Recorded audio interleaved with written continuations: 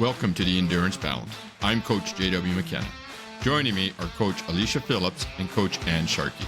Together, we break down the 80-20 philosophy through the lens of real life. Our goal is simple, to help you fit the training into the chaos. Let's get into today's episode. That's awesome. Welcome back to the Endurance Balance. I'm Coach JW. Joining me at the table, as always, our coaches Alicia. and sorry, but not sorry. We just had a really good conversation before we started the show. And unfair to Alicia and Ann, I just hit the record button. So this was a little unfair to them. But hey, it's all about fitting that chaos into the balance, right? So it's all good. Ann is back from Florida, right? So hot and humid, at least compared to what I am. And then we can go to the other end of the spectrum. And Alicia is back from the frigid tundra, right? So racing. Well, it's still frigid tundra. And I'm still in Florida. And you're still in Florida. But we're not slowing down, right? We're not organizing either, but we're not slowing down here. So today we're going to talk about how do you survive, because we talked about it in episode 4, back-to-back ultras. So I wanted to talk a little bit more about how do we fit 3 ultras within 6 weeks, but not just limited to that. It could be any A races in general that are ending up being in close proximity. So how do you bridge the gap with your training, right, without ending up in the training morgue, as I call it? And then we're going to talk a little bit more on Alicia's guide, with Ann and I popping in and talking about getting into those races that everybody wants, right? So those really sought after races, anything that may have a wait list, right? Or you missed the cutoffs, because it's a very popular race. Before we get into all that though, we'll let the chaos continue and we'll let our training log. And we had a couple of racers on the past weekend. And so as I mentioned, Ann is back from Florida. Ann, how was the Pecker Challenge? Florida is still great. Key West. This is is JW. He's from Canada, so he doesn't understand. That's Key West true. is still Florida. Yeah. I feel like this episode's just going to keep getting more chaotic. More so. So Key West was great. It was, honestly, when we got there, so we flew out Thursday night. When we got there Friday, or when we woke up Friday morning, the goal, right, go get your race packets and all of the things. And I had told everybody, I was like, okay, I do not want to be on my feet all day. I'd like to go get our stuff and then come back, just sit down and relaxed. Well, 8 miles later, we finally turned in for the night. So if you've ever been to Key West, it's so easy to walk the island. It's only like 1.5 miles wide, I think. So super easy to kind of lose track and you're just buzzing around. So, that was Friday. Weather was actually pretty chilly. Like I immediately kind of started questioning what I had brought and, a little bit colder. I say cold, using relative terms, right? But Saturday morning, I woke up and I felt I didn't sleep well, and it was not nerves. Like it wasn't that. I felt awful, and I really questioned what I was gonna do because I felt that bad. There's only been one other race where I have bailed because I woke up sick that morning, and I really didn't want to do that. I didn't want to just pull the plug immediately, so I figured I would go at least run the 5K, see how I felt, and then just make a decision at that point. So there's still 2 days of racing. I could have skipped all day Saturday and ran Sunday. I could just kind of see what happens on Saturday. So I decided to run the 5K. Ran the 5K and it was pretty humid. It was a little bit more muggy than I anticipated. We did not have the 30-mile-an-hour winds that were predicted. Oh, good. Yeah. So, one thing I have learned is that the weather changes so much down here, especially coming off of obviously the ocean and the island, that you just it's hard for them to predict. So we did not have those winds. We had some wind, but we had some overcast skies, which was perfect. a little bit of ocean breeze, which was nice. But I finished that 5K and I was completely soaked. So I don't know if I sweated out what was happening. I don't know what it was at one point. And I think I had messaged you guys, like, we kind of thought it might even be maybe some shrimp that I had eaten the night before, but I don't know what it was. I'll get to the backside of this too. I think I was I'm starting to sorry, get but we're the gonna have to talk off air about how proper carb loading, and I'm not sure shrimp is part of carb loading. no, they were Was it a was margarita involved as no, well? Like, absolutely not. There was they were shrimp tacos. It was fine. I had it was fine. with tequila? No, honestly, if I would have done that, I would have been owning it. But I was so good and hydrated and still felt like crap. Did your husband lace you with something? He was trying to take out the competition, I think. Yeah. There's no competition between us. He's anyway. So raced the 5K, sweated out whatever was going on, and then turned around and raced the 10K. I did underestimate the time on the 10K, so I was like one gel short. It was just misplanning on my part. It wasn't a big deal. It was 6 miles at that point. But it was a good little warm up. I felt good. I felt better than I thought I was going to, especially that morning. So we wrapped up all of that. What else did we do? Saturday afternoon, it's all kind of a blur now, but we just spent some time walking around, refueled. I know, we grabbed the Normatec. And our friends were staying at a different resort. So Wait, describe Normatec, because I don't think a lot of people know what those are. Okay, so they're like a compression, they're a recovery boot, like a leg sleeve, if you will. I believe they started off in the healthcare industry, right, to help with blood flow and help alleviate or prevent blood clots. And so Normatec is the brand name. There are all kinds of varieties out there, but it's a leg sleeve, so it covers your foot the whole way up to your hip. You plug it into a little module and it will inflate and deflate the chambers, kind of like a blood pressure cuff. yeah, right? like kind of coming up and down your leg. Amazing for recovery. Kind of like the cheaters version of foam rolling. I don't know if it's cheaters version. Right? We got a picture of you laying on the grass. Oh yeah, you You're did just get laying that. there kind of having a nap, and you got the Normatec's doing all the work instead of actually That's working right. the foam roller yourself, right? It's more expensive than the foam roller, that's for sure.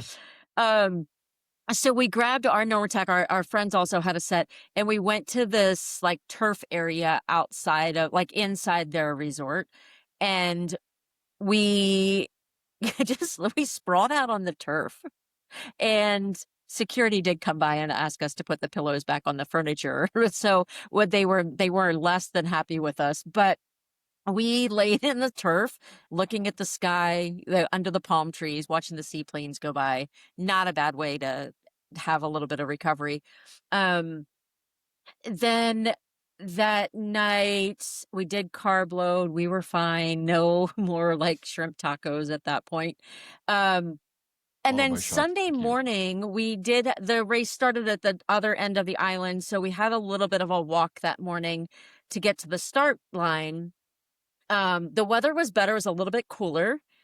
Not terrible. I mean, we were comfortable in just short sleeve shirts hanging around. I went into the game plan. I went into the race with the game plan that I would do run walk, that looked like. I did pivot a little bit, and I was going with a 2-minute run, 30-second walk. As soon as I started running, probably about mile 3, I pretty quickly realized that this was going to be a little bit more of an adventure than I had anticipated. My legs they were tired.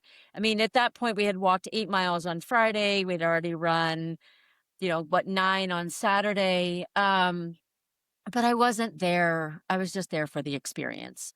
So I fell into a group for a while. They were also doing a run walk. I fell out of that group. I found a girl that I had run with a little bit on Saturday. We chatted for a little while. Oh, one really cool thing is I was running down, we kind of hit the same area quite a few times on the 5K, the 10K, and the half. There was a little plaque on the side of the wall where, do you know who Diana Nyad is? She's the swimmer that swam from Cuba to Key West. Yes. There's a movie about her, right? Yeah. On Netflix, I think. Such a or- good movie. Yes. There's a Netflix documentary about her. Yeah. So the plaque was there where she came ashore from her Nice. swim. So that was something that I didn't expect. I wasn't even thinking about it. But then when I saw it on the 5K, then it kind of became one of my things to like keep searching for on the out and back part. So I was watching for that. So I just had a good time. I looked for let me back up a little bit. The 5K and the 10K race was the most fun 5K and 10K that I have ever run.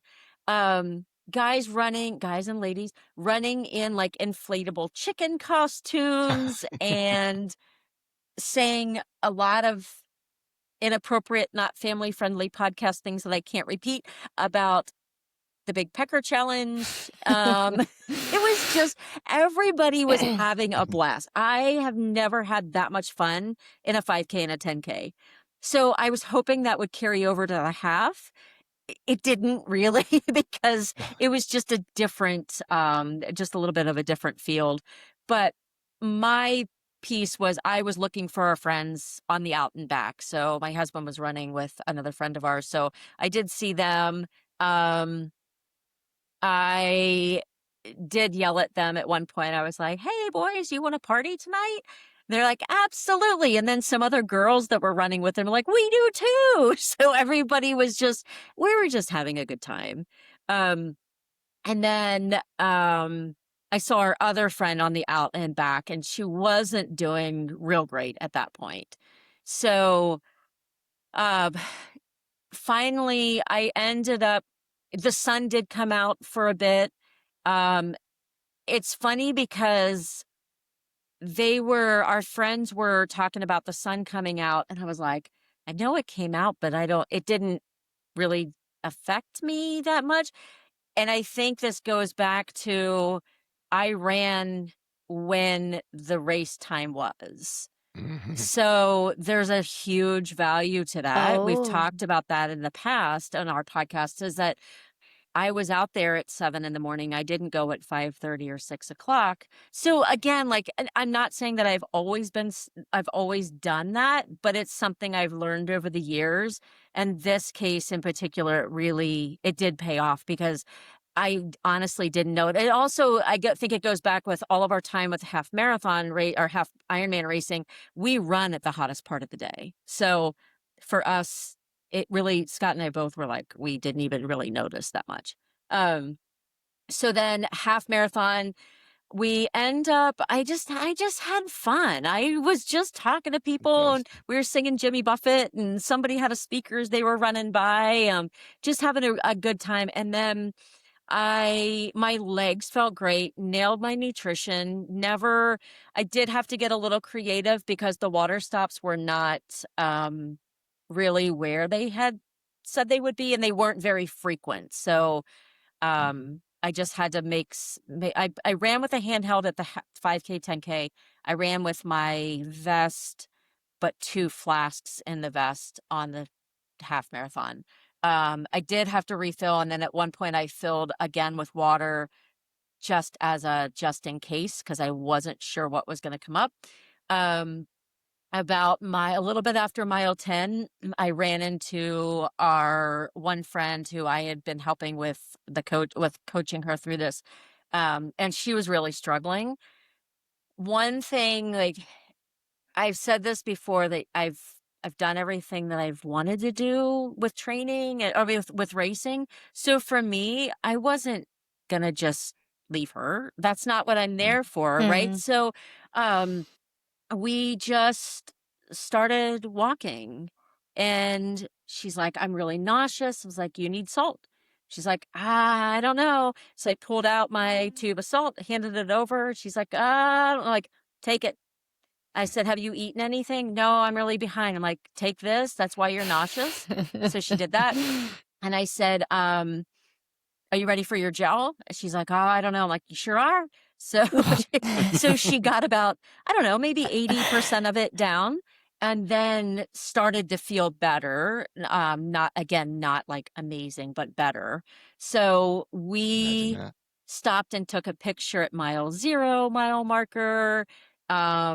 We kind of laughed because we passed a van with a mortuary sign on it. Like, I don't know what was going on, but we just had a good time. And then we come up to the finish line. We're about, it was kind of cool. Like we wrapped around the little shopping area and then we pop out to the finish line. And she looked at me and she's like, so we're going to do the fast finish like we did in training. And I'm like, did you? Oh, okay. You ran it in? She had to beat you. So I was like, okay. So there's one of our finished photos. I'm literally like this, like, what are you doing? Like, this is what we're doing. And so she picked it up and we did run it in, but we high-fived like before we got to the finish line. So we do have a good photo of us high-fiving. And I told her later, I'm like, listen, if you had that left, you had more out there. So she, it wasn't really what she had wanted for her overall time. It's not how she wanted to feel, but I did have to remind her that we also had run 21, 22 miles plus all of the walking. So it was that's the most that she's ever run in 2 days. So, we were able to, at the end, like my legs felt great. I had plenty of energy. I wasn't wrecked for the day, which I was super happy about. That's awesome. 2 quick questions. Yes. For both of you. Do you believe that a perfectly paced, executed race is one where you don't have anything left to spurt at the end? Like how do you set yourself and then how do you set your athletes up for that pace plan, if you want to call it, for the finish?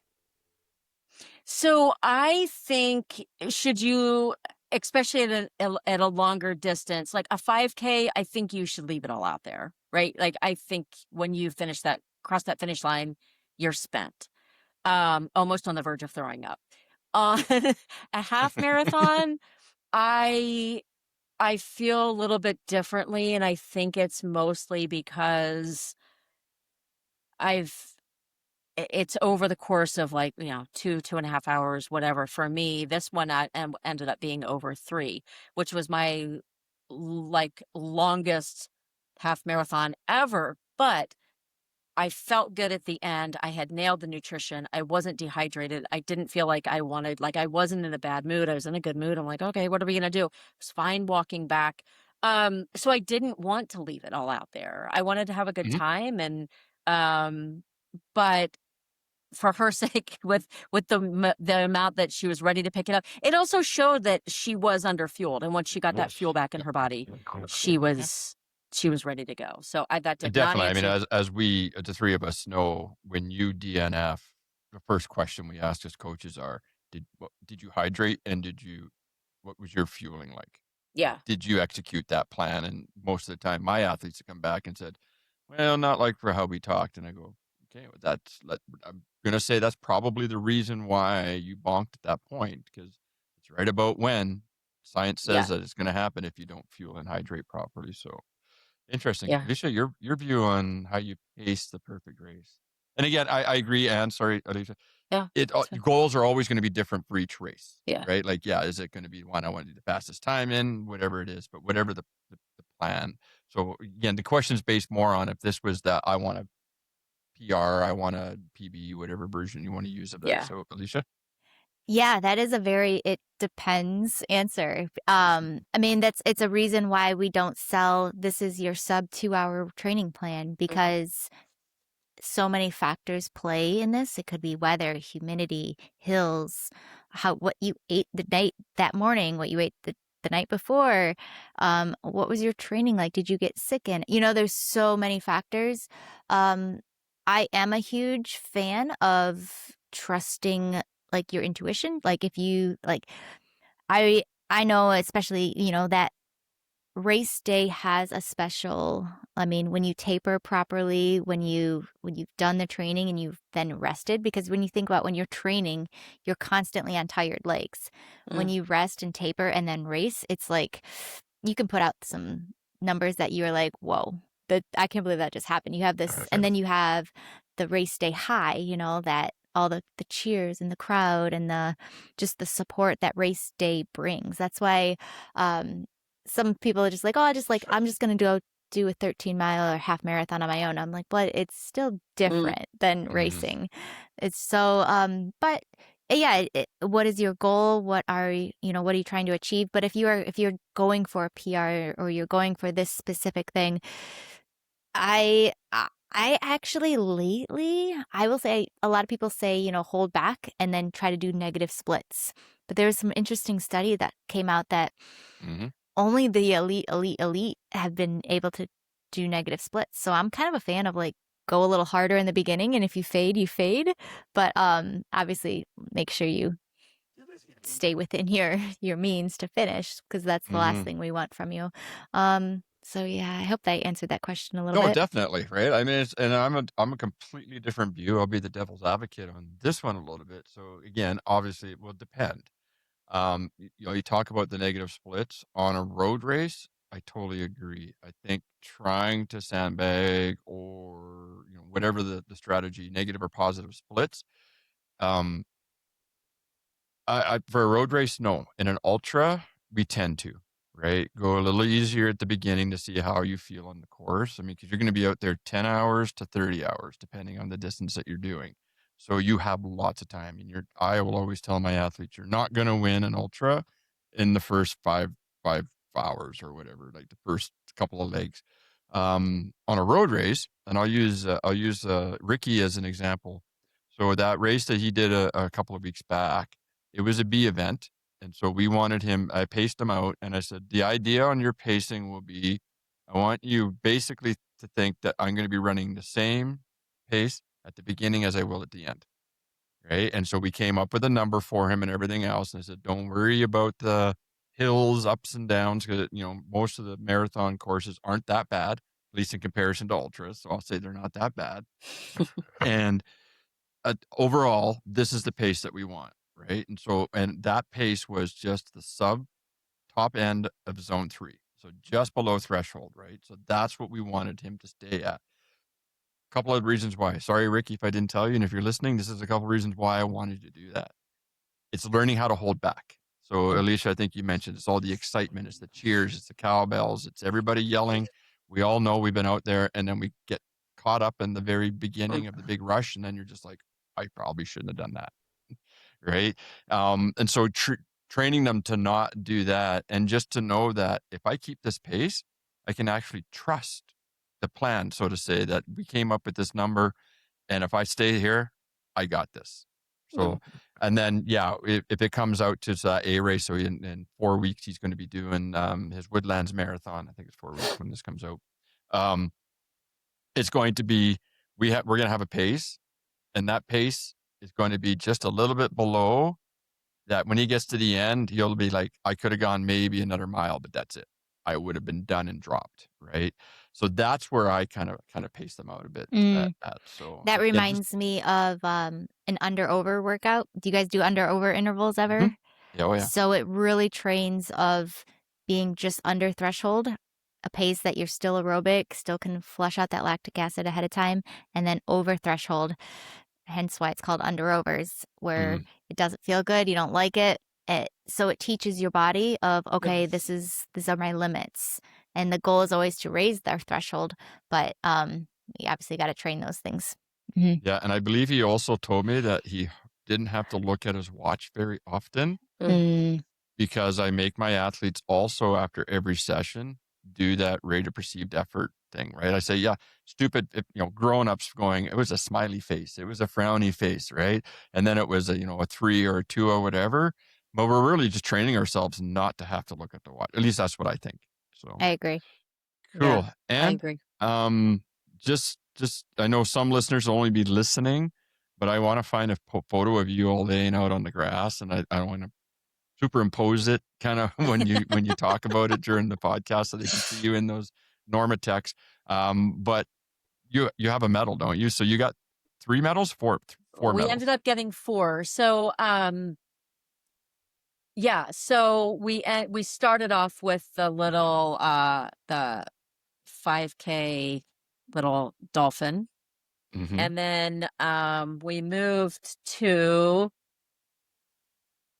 the 10K sea turtle with wings. I'm not Is sure. that a Is that a bottle bottle opener? bottle Oh, opener? it is a bottle opener. Hold on, my Well, that's all good. camera is weird. Yeah, that is a bottle opener.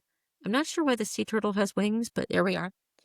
So And tequila then, down there doesn't come in a twist top. It's a pie off. hey, you gotta do what you gotta do. And then this is also a bottle opener. I just realized that. We got the half stingray bottle opener experience there. Nice. So kind of cool. And then the best one. This is probably like my favorite medal of all. It is the Big Pecker Challenge half. It says 5K, 10K, half marathon. The best part is Is that like is it a button you push? it's a button on the back here, but you Oh my have to shut it gosh. off. So it will just keep going. Like the roosters walking around down there. So I could have made yeah, a really dirty joke right there. well, But I'll hold back. there are plenty of jokes going on that race course, trust me. No, it was a ton of fun. I do think it's going to be an annual pilgrimage to Key West. So if y'all want to add that to your race list, let me know. And I just want to, one, I want to congratulate you, Anne, but 2, she trained for this. So Mhm. her goal was purely enjoyment. Had you not trained and just went out and winged it, you'd probably be feeling miserable, wrecked, maybe injured. So, I mean, yeah, Totally agree. congratulations, Totally agree. dude. Thank And I you. mean, it proves Yeah. the point where I tell all athletes, I even tell my kids when they're going out there, you know, even in the gym or whatever it is, everybody's running their own race for their own goals, right? And so not everybody's going to be going hard because they don't want the podium. They don't want to, they just want that enjoyment. But as you're saying, Alicia, I totally agree. You still put in the training program to enjoy it. Yeah, you're right. I did. And I mean, was I sore that evening? I was actually sore till probably about Wednesday. Things hurt that didn't normally hurt, but I think that a lot of that is just the road. Like what we ran on a lot of concrete, and my body does not do great on concrete. We ran on some cobblestones. We did have a couple of little bridges, which I haven't run on a hill in a couple of years. That little bit of a downhill felt amazing. And it by little bit, I don't even know what the elevation change was. It certainly was not much. But it just, we were running along, I was running along the water, seaplanes are coming in. And I remember just looking at the crystal clear water going, what is this life? Like, this is pretty freaking amazing that we're just out here. And also that our bodies can still, like my body can still do this. You know, at 55, I can go run a couple days in a row and not feel completely beat up. It still was taxing, but I didn't feel terrible. I loved the 9-day training cycle. I loved the program. I think the next time I would bump it up a level just so I had a little bit more. So we'll TBD for next year. But I think next year I may pass on the half marathon. And I may just go for the little Pecker challenge. I've already done the big Pecker. I'll coach you if you want. Oh, I don't know if that you want that. You're like, wow. We'll talk offline. Cool. Surprisingly, this segment's running away on us, but that's okay. Dude, the other thing you mentioned too is that you said you did an 8-mile walk on the Friday before. Not race? intentionally by any means. That's okay. What it sparked as a question, because whether it was intentional or not, you made it almost sound like it was kind of like a bad thing. And I don't think it was. Maybe I mean, it was a walk. It's not a big deal. But my question was going to be to the both of you again was, so in the taper week, do you include some kind of a session? Let's say, so if the race is on a Saturday, do you give your athlete something on the Friday? Yes. Yes. On Alicia, what do you give them? the race was on a Saturday. Yeah. I do not. You do not. Okay, interesting. I don't no, I'm a very yeah, because I think you're going to be doing a lot of going to the expo, walking, whether that I'm more 2 days before is kind of like your last run. The day before, I give them off completely. Give them off? And So I do, and it's funny you said that. When I said the 8 mile walk, it wasn't like, obviously it wasn't intentional, but had it been of going into a full marathon, I've done that before and it did not go well. Full marathon, I would have been like, it probably would have played more of a mental game on me. This one, I really didn't even realize it had been 8 miles until we started adding up our mileage for like our whole time being down there. But I don't regret it. It was just, we were out having fun, and it certainly wasn't, it was an easy stroll for over the course of the entire day. But I think in a way it did help. Kind of just, we weren't just sitting and kept the legs moving. On a half Ironman or like a triathlon, then I will have my athletes do something the day before. Typically on like a marathon run, something like that, then they'll have the day before off, just because I know they're also going to go to the expo.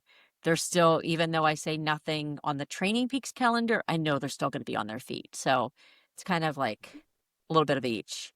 What do you do? okay. They get, I mean, I totally agree. Yes, expos and kind of walking around, and depending on the size of the race or the event and getting to it, I will do pretty much no matter what. We'll do about a 15-minute session on the day before. It's 5-minute zone 1 warm up and 10 minutes in a low zone 2.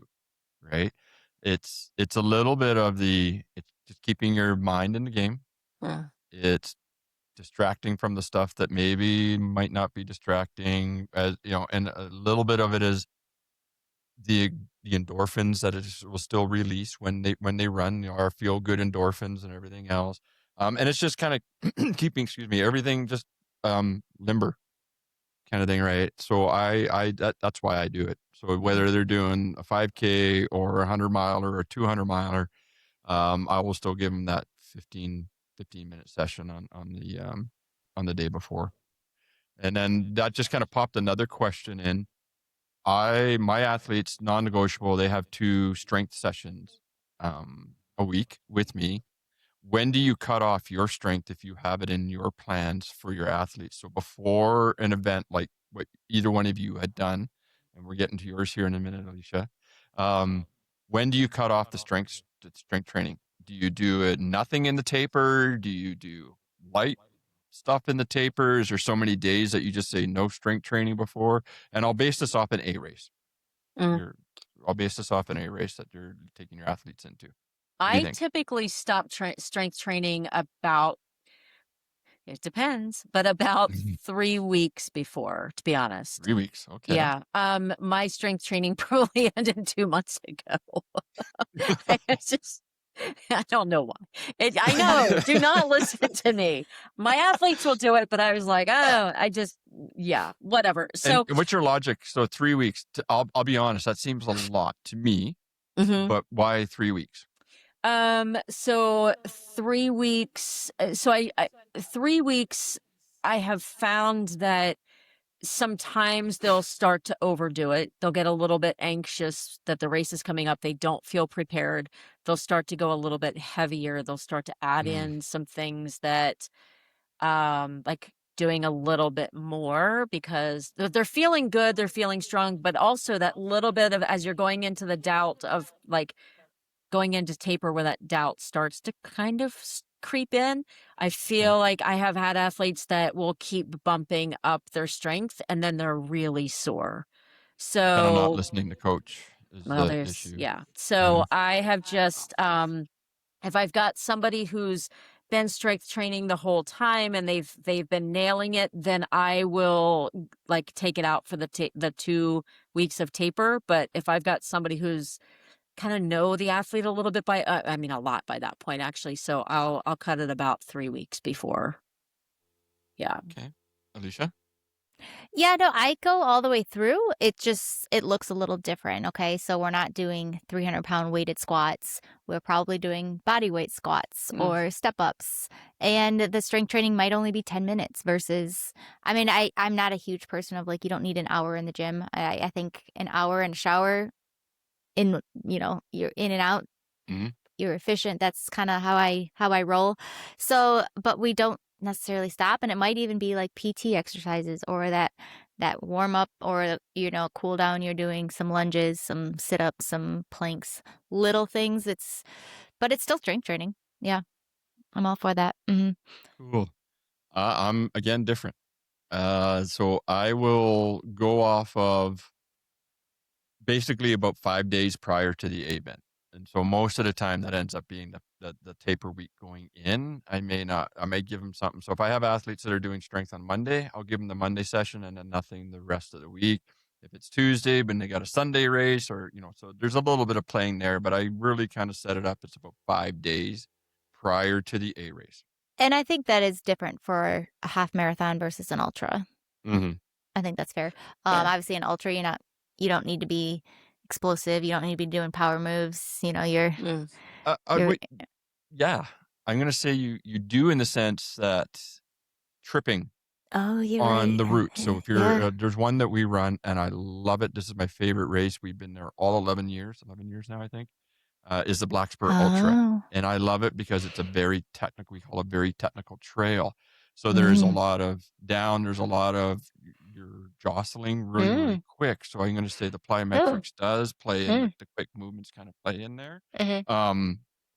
So, but it's just more about just letting the body recover. And so, but I am in the same way that the week before that. So if I do a 2-week taper, it's going to look a lot different. So I'm thinking we're doing 50% of that 1 RM, that 1 rep max, and it's going to be 12, 15, 18 reps of very low weight just to keep the muscles activated and everything else. So it looks, and again, yes, 5K versus the ultra, there's going to be a different span in there and where they are.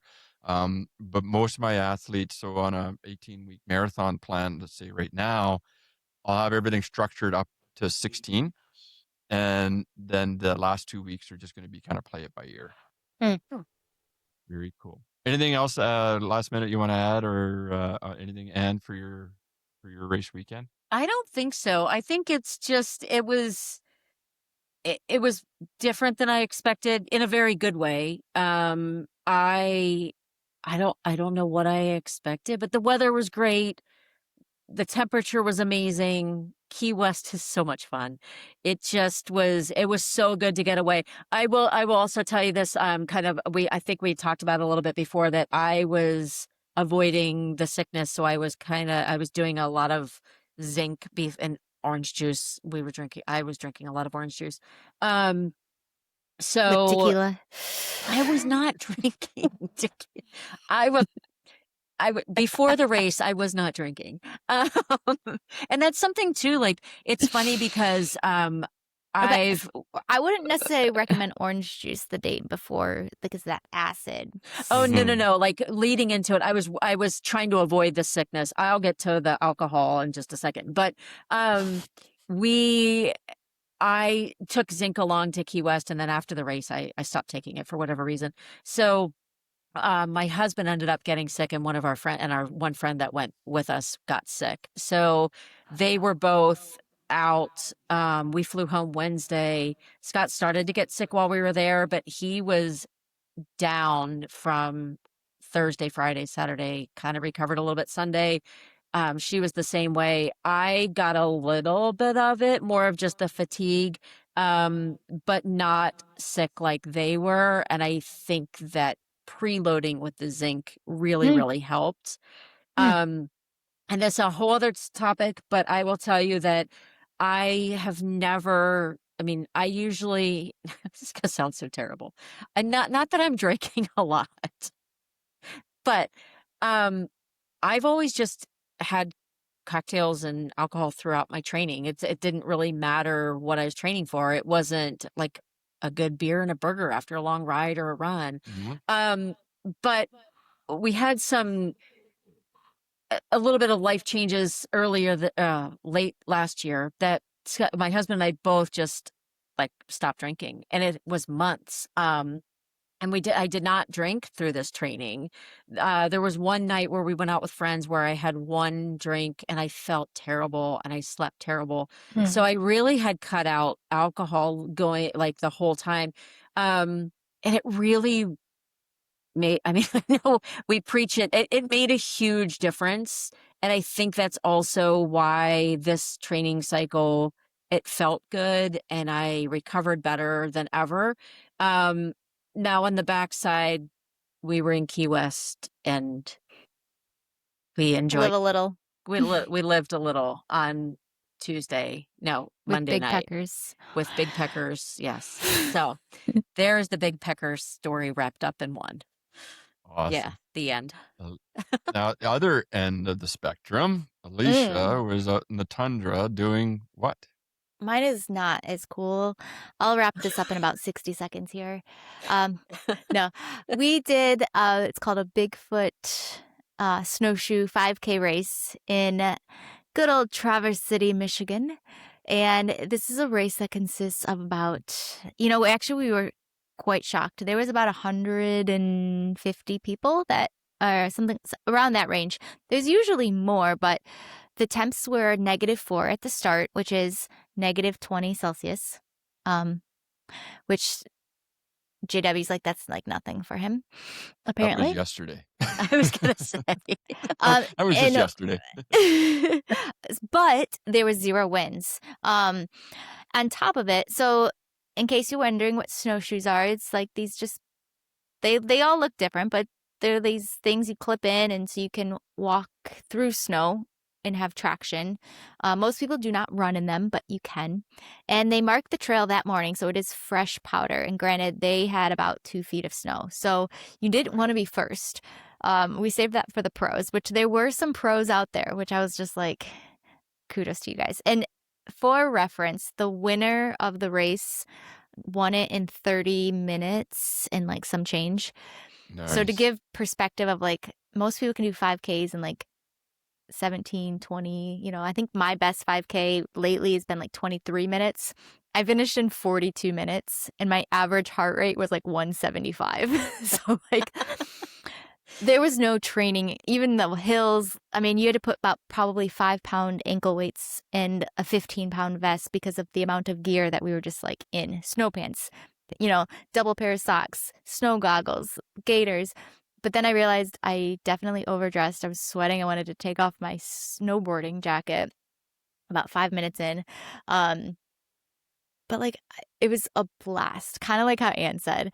It was one of those moments. I mean, I've done this race before, so they have these little Yetis, not little. They're dressed up like monkeys in these crazy costumes, and they jump out of the tree to try to scare you. And then they'll hand you like some fireball to like, hey, you want a shot? Like you guys are, it's just insane, but such a fun time. I did win my age group, 35 to 39. Yay, congratulations. Yay. And yeah, and then the you get cold really fast. So the award ceremony, you're just like, hurry up and be done with it. We got a puzzle for our, being an age group winner, which was, you can definitely tell they were on little budget cuts from prior years. And I would show you, but I also got stuck in the whole flight delay thing. I thought I moved it around enough to make it home without ease, but I did get stuck in Detroit for about 10 hours, and they lost my luggage, and then they delivered me the wrong luggage. So I still don't have that yet. Didn't put the medal on and it just like walk through Well, the it wasn't a airport, but medal. I It was won. I it won. was It a was a puzzle puzzle. piece. She couldn't wear it. I have a picture. I think I have a picture. And no, but beyond, it wasn't even just about the race. Where we stayed, we just like are right on the premises of the Vasa Trail, which is national park trails, and we did some fat tire biking on like beautifully groomed trails. We did some Nordic skiing, cross country skiing, whatever you want to call it. Needless to say, it was like, okay, we about like 1 hour. It's like you could probably stand the cold for about 1 hour and feel really good. And then you got to come back and warm up, change your clothes out, shower, get back out, rinse and repeat. So my Garmin told me I was strained. I needed to recover. I definitely say I came home fully sore and just loving it. So I just want to say for a second. So all that for all the listeners that don't live in Canada, okay, all that gear that Alicia's talking about that she was wearing during the race, my kids will put on daily just to go play in the backyard. Right, like you're No. talking about the ski goggles and the toques and the big gloves. Like we snowshoe like just for fun, like in the area because we can. We haven't got a chance to do it this year, but our kit's good to like -60, right? That's And so awesome. you talk about sweating. So when you get to that -20, it's just like, oh man, yeah, we got to take it off. But we also have, I don't know if you guys would be familiar with wind chill, right? Or real feel, right? Oh, it's -20, but the real feel But is feels like, -60, yeah, or feels yeah. like, Yeah. yeah. Uh-huh. Hey, I didn't tell y'all, but they're calling for snow here on Saturday. Good. Are your oranges Snow! going to be okay? Oh, I don't even know. I've given up on my citrus trees and stuff. It's Yeah, a but mess. that's like British Columbia saying, Vancouver saying we're getting snow. It's like, yeah, so it's going to be gone by that afternoon, and it's all Oh, going to be slush. yeah, ours isn't even gonna hit the ground, but I'm slightly excited. So, I'm sorry, I don't um, want to minimize it, but it's just no, funny. it's fine. Uh, but it's been all over the news that because this is weird to me, but and I get it. Florida, like a lot of people I work with have never seen snow. So That's wild. as wild as that is, so everyone's freaking out down here. I will send you pictures of our snow. Sorry, I Alicia, you're lo- not getting off that easy. What else about the race? How were the Yes. logistics and everything else? Okay, no, so again, this was a very small race. We literally signed up the week before the race because it's a nice race that you don't have to it's not going to sell out, let's just say that. And there were a lot, actually, it's just kind of comical because there were a lot of people complaining they should have canceled the race because it's too cold. It's like, bro, just it's Snowshoe Then race. don't come. exactly. And dress the part. Yes. The nice thing that you layer, you dress Mhm. for the gear. I could say this, it's not about being not about, I mean, I guess if it's 150 degrees, you can't run naked. But like everything's relative, right? I mean, people, Absolutely. Yeah. yeah, So you just gotta, that's a great question because I want to still try to keep some of this training beneficial for the listeners. I mean, not that these aren't great stories. How did you layer for that race? So like you said, you put a big snowboarding jacket on, which I don't know if I would have done I wouldn't have done it either. for a I race regret that. knowing, but how Mhm. did you layer for Yeah, that one? so what I should have done was my brother-in-law, because my parents were supposed to come, but the weather, they decided to stay home and safe. So my brother-in-law who was our Sherpa, was opted to like be at the start. He was at the start. I could have handed off my jacket and gone. I wore some like warm leggings. I wore 2 pairs of socks. My debate that morning was, do I wear my boots or do I wear running shoes and just put shoe covers on, like my cycling shoe covers. Mhm. And I am so glad I actually wore my shoes, because light and I didn't get any blisters, but I did wear 2 pairs of socks. My feet were not cold, so that part I did great. My legs were good. I did wear snow pants. Would I have worn snow pants? I don't think. Yeah, I think I would have. I don't think that made or break it. It was, I did wear 2 pairs of gloves. I ended up taking off 1 pair and just holding the 2. I just like to hold things in my hands when I run. I know it's I did wear a neck gaiter, but I actually liked that because breathing in negative temperatures, it really does mess with your lungs. So I had that on, and I kind of just kept doing one of these. It does get sweaty and gross, and Mhm. that was another thing. I wore, it was like the whole head thing to kind of just protect your eyes, and a The hat. balaclava. The clava, thank you. How do you say it? Balaclava? Balaclava. Yeah. Well, yeah. I And always so I thought it was couldn't a just like baklava. baklava. I think that's actually how you That's say a it. Greek. That's a Greek dessert too. Go ahead. So I couldn't just like take it off. But it's one of those things, once you're sweaty and you take it off, then you get really cold. And Mm. if you guys don't know, our hands, our feet, and our head, that's where you lose heat the fastest. But again, if you're in motion, you're gonna be fine. People talk about like, oh, you can get frostbite in like 10 minutes. It's like, well, if you're moving and you're dressed properly and you're in gear, you're gonna be fine. Yeah, so I wished I would have, and I did wear like some compression cold gear, and then I wore my like um my winter cycling jacket. I don't know if like, and then I had my snowboarding jacket on. So I could have very much done without the snowboarding jacket. I think that would have been my, next time. Now that I know, I can do -4 temperatures, no problem. Because then the next day when I went Nordic skiing, I just wore my vest and had regular arms. Same thing with cycling or with fat tire biking, and I was absolutely fine. So, yeah, it's one of Yeah, those that's things.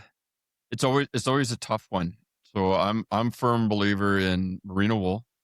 So that's our base Mhm. layer, right? And Mhm. so most of the time when we're out either just snowshoeing or some other activities, like you say, like the running, a little different, but it's merino wool, then the fleece, and then more of like a windbreaker. Yeah. Is kind of the layering I have, and then I like to invest in one that will let kind of the moisture and heat out, but block the rain and the wind kind of coming in. And so that's kind of, and they're usually light enough that you can just take them off and kind of tie them around your waist. But it's always a tough call, right? Like I said, like our kit's good till -60 for snowshoeing or hiking. The right boots and the right, everything that fits in kind of with the snowshoes and things. A little different when you're running, and like, yeah, absolutely. When you're running and you're heating up, you do want to be careful of the overheating, absolutely Mhm. too, right? So, definitely, I think we all preach this anyways. The moisture wicking, warm base layer, but it needs to be that moisture wicking because it's not going to do any good if it's holding that dampness, let's say, close to your body. So, um, I think that old what is that saying? Dress for 20 degrees. No, dress 20 degrees warmer. When you start running, it's actually 20 degrees warmer than the temperature, right? Yes. However that says, it was not. mm, Um, Yes. yeah. So when I first started running, we were still in Kansas City, obviously, and it was running in the wintertime. So we would do a moisture wicking layer and then like a long sleeve cotton shirt over top to kind of like have something for that sweat to go into. So mm, your cotton shirt was always just soaked.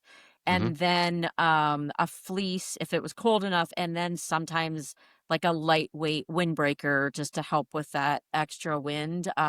There were times when I ran in tights and wind pants. And we would just there'd be frost on the outside because when you're marathon training and it's that cold, there's nothing that's going to keep you dry, and the sweat's going to start to refreeze as soon as it's on the outside. Good yeah, times. my runs tend to be, and I love this gear's exoskin. And so Uh, I have kind of like the tops are kind of like you said, a little bit of compression, but they are definitely the moisture wicking. And then I swore I'd never wear these, but I'll never wear them with shorts.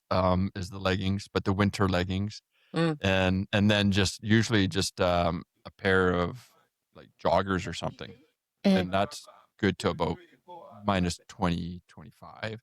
Mhm. Um, Jess and I kind of have if it gets anything colder than -25 Celsius, we'll tend to bring our runs indoor. And a little bit on it, and you touched on it, Alicia, was how cold is too cold for the lungs, right? When you're running. And for me, in the research that I have done, basically it's that -20 cutoff. Is that the body should be able to, for normal population, healthy populations, should be able to warm that air up around that -20 when you're out exercising, should be able to warm it up and have, really no effect on the body for most, Is that again, general feels health. like, or is that actual That would temperature? be actual. The actuals for sure.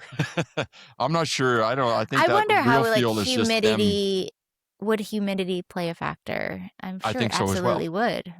Yeah, Oh. because I mean that's kind of what the body is doing, whether it's in your nose or in the lungs, right? You're humidifying that air, and so if it works less, it can probably spend a little bit more kind of warming it Yeah. up, so to say. Yeah. And effort, it feels harder. That's 100%. So just like Perceived effort for training sure. in the Yeah, heat, it's almost equivalent. It feels harder, just yeah, like it feels harder in the heat. So very cool. for sure. I'm gonna change things up a little bit. Was there anything else, Alicia, on that race? No, I mean, it's congratulations, blast. awesome race. Congratulations. Yeah, Yeah, absolutely. highly, highly recommend it. Go for those fun races. I think this is a great turn into what we're about to talk about. But JD, I really Well, let you. yeah, no, and we're kind of still in the training log, but the section 1. But it's I totally agree. And our fun race really, I think, is that the High River Half Marathon, where the 4 of us go out. We do boys versus girls, so to say, and we just go run a fun 5K. Right? You want to walk and pick the flowers, and fine, pick the flowers. And it's interesting because Eric was, I want to walk. It's like, well, Runa will catch up then. I'm not walking. And then he wants to kind of keep running, right? But I think that the part I want to switch up on, I think, is you talked about getting into races. So you mentioned, I'll save the training for 3 ultras in 6 weeks because there's some good discussion to go on there. But for the you had mentioned that you just a week before this one, registration was still open. That's not common for at least a lot of the races that I do, right? A lot of race promoters, they want that minimum week to 2-week cutoff so they can get the bibs. Brian will, for the Sinister events, Brian will say, we'll get you in, but you're not getting a name on a bib. You just get a number and all that type of thing. You might not get a shirt because we haven't got the order in, sort of thing. So a lot of races tend to like to cut off sooner. There's one race that Brian does. I can remember at one point in time for the Canadian Death Race, it basically sold out in a day. Right. And so that race, it's really cool to be at the expo for that one. And when we go for the racer meeting, I'm not sure if they do the racer meetings for a lot of your events, but we have a racer meeting for a lot of the ultras. So what to do in the wild, what to do for this, and was there this sighting? We changed the course because of that. There will still be, I want to say, close to 1,500 racers in that dinner, right? So that event sells out quickly. Alicia, how do you suggest that our listeners that have those really desired after races, or the ones that sell out quick like that, or even trying to maybe it ties in, maybe it doesn't, but BQ, how do they get those qualifying times into Boston to get into some of these desired races? Yeah, you pretty much just need to be a run influencer or celebrity. Layla? That wraps it up. Layla, I hope you're listening to this. No, Yeah. we need to get her on here. No, really, it's so there. I mean, that is, we should actually look into that. If you're looking into some international races, I know somebody. No, know how the race feels. Let's back to seriousness. So if it's lottery based, is it a time qualifier? Is it first come, first serve? Is it invitation like legacy or a charity? Register for the emails, volunteer. Sometimes that's a really huge one. I know within New York City, they have 9+, like, so if you race 9 local races plus volunteer one, you can get an automatic slot to run the New York City Marathon. but being prepared. I know when I'm constantly signing up for the New York City Marathon, Chicago. You sign up, you apply, and then you wait.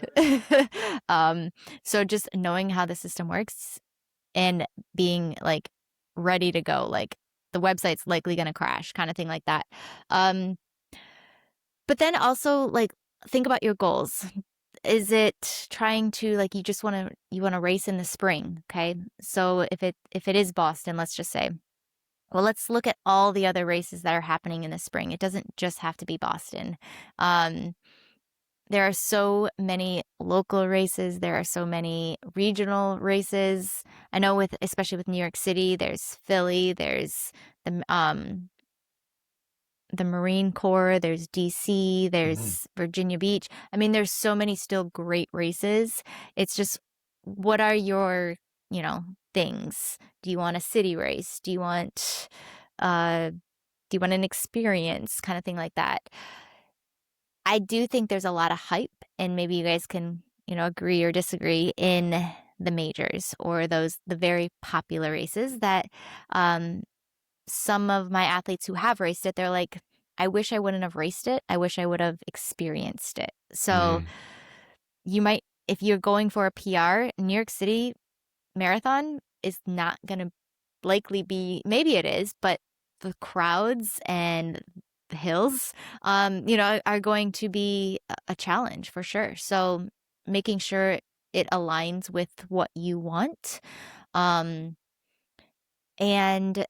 I would say go for it all. So apply for the lottery, line up for a charity as your backup, check club entries, check sponsors, sometimes like get on wait lists. Sometimes they release extra spots later. But another thing is just treat registration like race day. So for those first come, first serve races, if you know it's opening at noon, you better be on that site ready to like pay, go, and click enter, I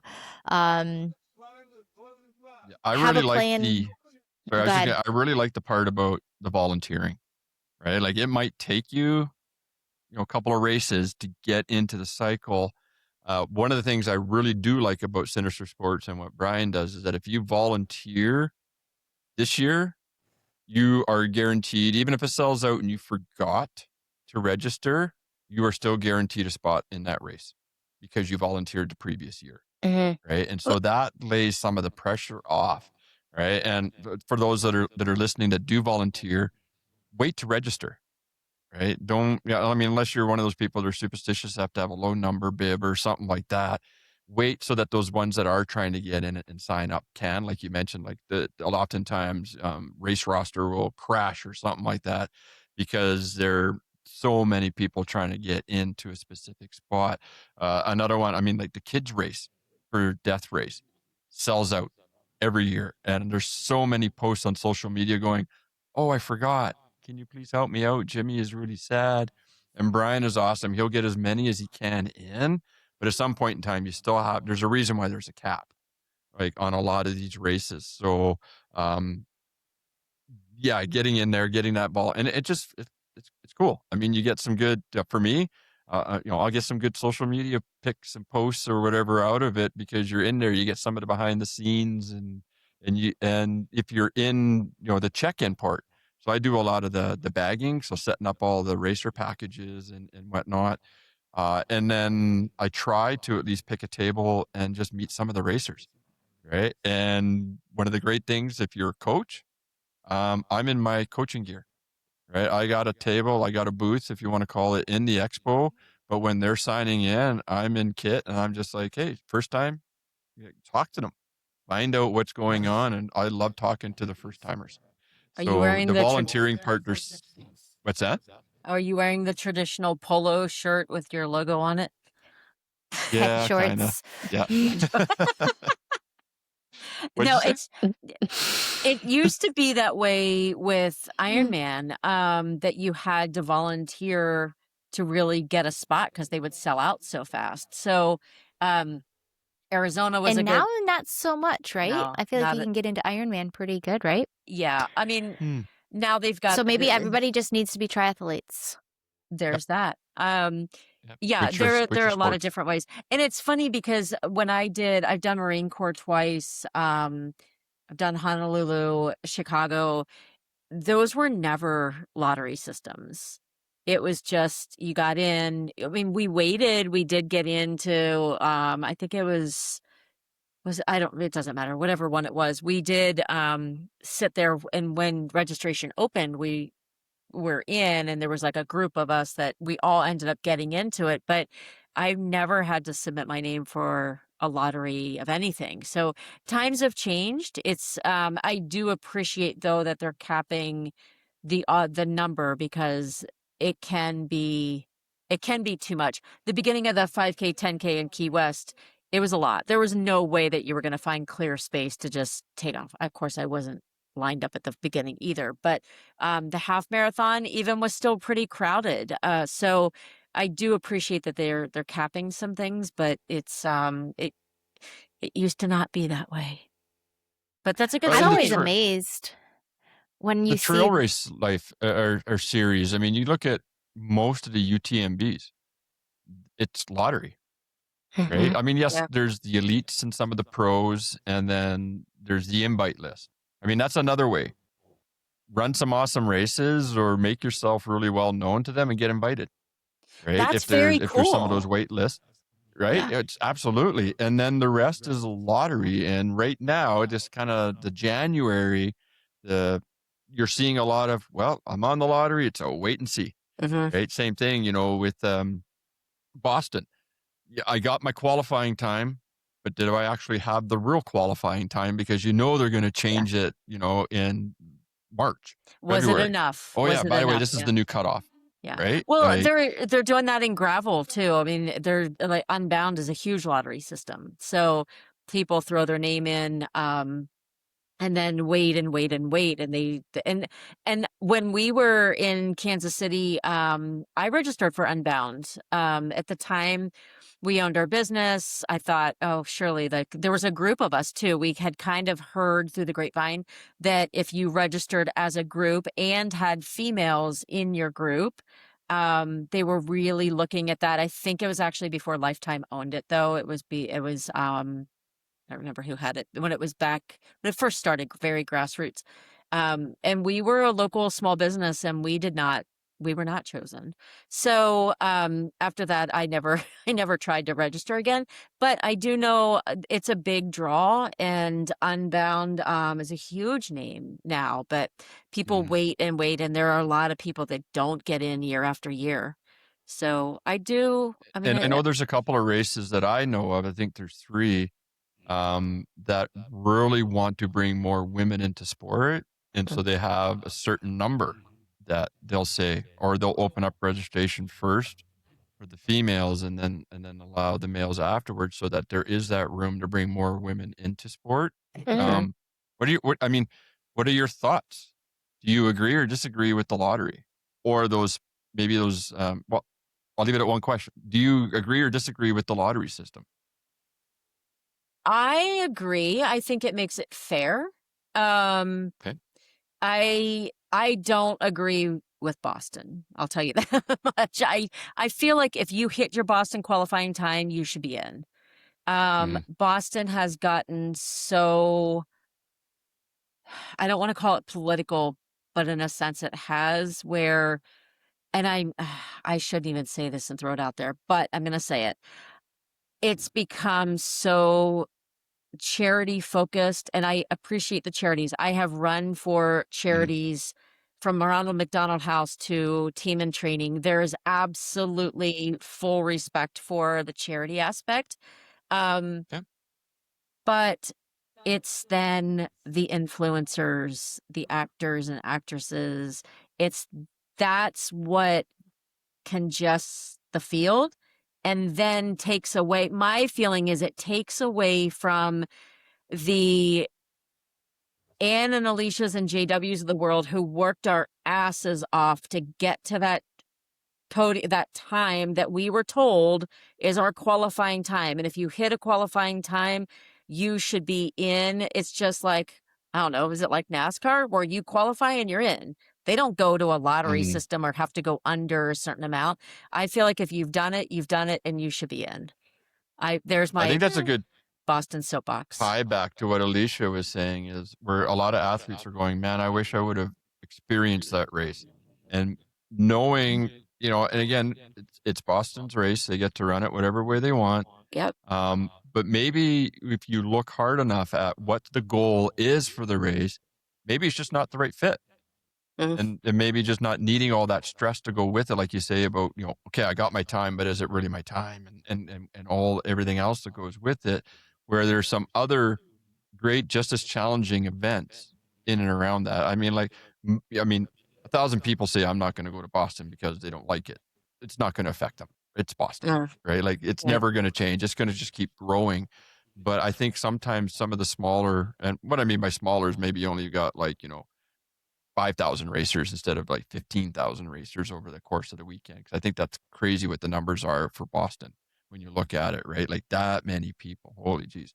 So I think it's a good come back to your goal. So when, and just to tie it back to the trying to get into some of these sought after races, are you trying to join it because it's a sought after race? Hmm. Or is it one that you really want to do? Fine. Absolutely. Go do it.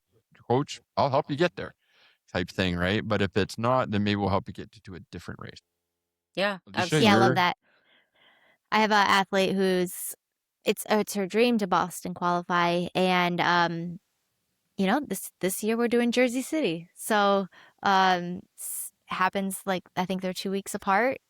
We know that she is a good like winter training. Like winter training is her jam. Spring races are her jam.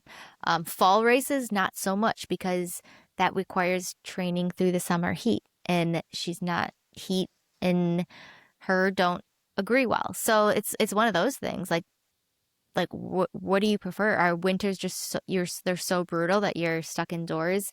I have another athlete who is training for a 70.3 in the winter, and it's hard to fit in work, to fit in training. Winter is long, but the days are short.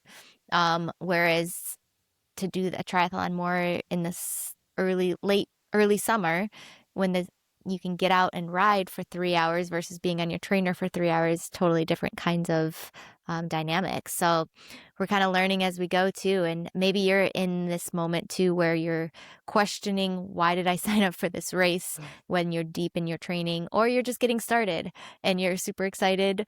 Let's not also become those, what did we say, that pros and burn out by March 1st that we can't run the rest of the year. Okay.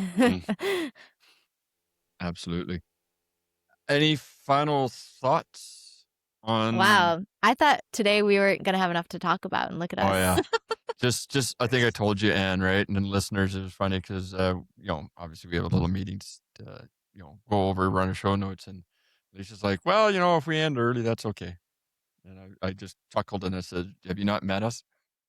Right, because we all chatted about 30 minutes before we started recording. So we've been at this for an hour Yeah. 45 now. But no, I think that the winter months, can definitely get to everybody. The cold, the dark, it gets monotonous, especially with the weather that has recently hit and from what I understand is about to come.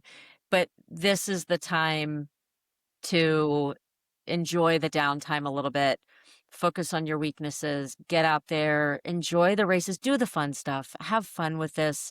And just remember why you're out there. Remember your why. Remember what's important, and just take some time and enjoy the scenery.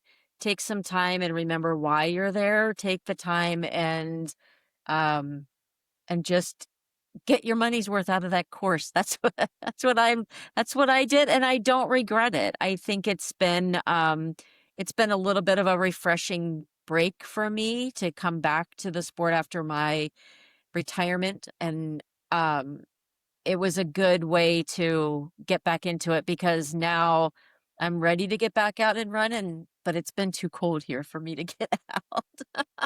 This is like you're in like the prime running weather right now. You kidding me? I know, but if I have to put on tights, I'm out. I We could end with this question. I think JW, you might have had a question, but I'm going to, what is your favorite running temperature? Yeah, definitely. Perfect. Like that'll kind of tie into dropping in, I was going to ask what bib are you chasing? So what kind of race are you chasing? But I either one, I really like that too, is what I think you said, like what's your cutoff for the coldest temperatures for training outdoors? Oh, no. What's your ideal running Ideal. outdoor temperature? Uh-huh. Not 55. -20. 50, 50, I would 50, say 55. 40, 45. Okay. Okay. Mine has How changed about I you, over meant the to JW? do years. it for this show, but I'm getting a thermometer and I'm going to have it right here so I can easily convert. Please. We're all confused. Cool. Really, to end it off for this episode, it was great. It was fun. For the listeners, what is your bucket list race? Right? Is your bucket list race I want to PB or PR at an event like Boston or any of the big world stage races? Is it a destination race? Right. And we mentioned a little bit, we name dropped Layla, but Layla is a friend of ours that works with a company that does destination races. So you make it like a holiday. Is that what your bucket list is? But really, I think at the end of the day, what we can help our listeners with is that if you do have a hard to get into race, just get the logistics set up ahead of time for yourself so that you don't miss it. I need to put reminders in my calendar. Next week is the sign in for this race. Tomorrow is the sign in for this race. 1 hour is a sign in for this race. The theme for our show is fitting the training into the chaos. We are all very busy, and it's so easy to forget, oh, crap, I was supposed to sign up for that race an hour ago. I wonder if the spot's left, right? So just setting yourself up that way, give yourself the warnings. But yeah, drop us a line on our Instagram. Post what your race is, what your ideal training temperatures are. I would really love to see the different, and with that training temperature, I think even I maybe take it one step further. And what I'll do is I'll put a poll. I did this a couple episodes ago. I think only 3 people answered the poll, but I'll put a poll in the show notes for this episode, asking you what is your ideal temperature, and then also what are you training for that's your ideal temperature. Right? Because I mean, if you're training for an event like Alicia's, you probably don't want +20. You probably would like to have a little colder for that ideal training versus Anne's. It's I want warmer temperatures. Those are the type of comments that we'll look for. I'll drop that in there. But again, even if you don't want to take the poll, head over to our Instagram page, right? The Endurance Balance, and drop a comment in there. You can DM us if you have any further questions that you want to ask any of us coaches, right? Like something sparked you from any of the episodes, you can message us. You can message the show in general. We'll get you in contact with the coach that you wanted to talk to. But get it in there. Let us know. I'm Coach JW. Really, at the end of the day, respect those recovery markers that we've been talking about. As Anne mentioned, and Alicia have mentioned, get the fun races in the calendar. You got to have some fun with the seriousness. Remember the why. I'll see you on the trails. Keep fitting that training into the chaos, and have a great till next time. You're amazing. Stay warm.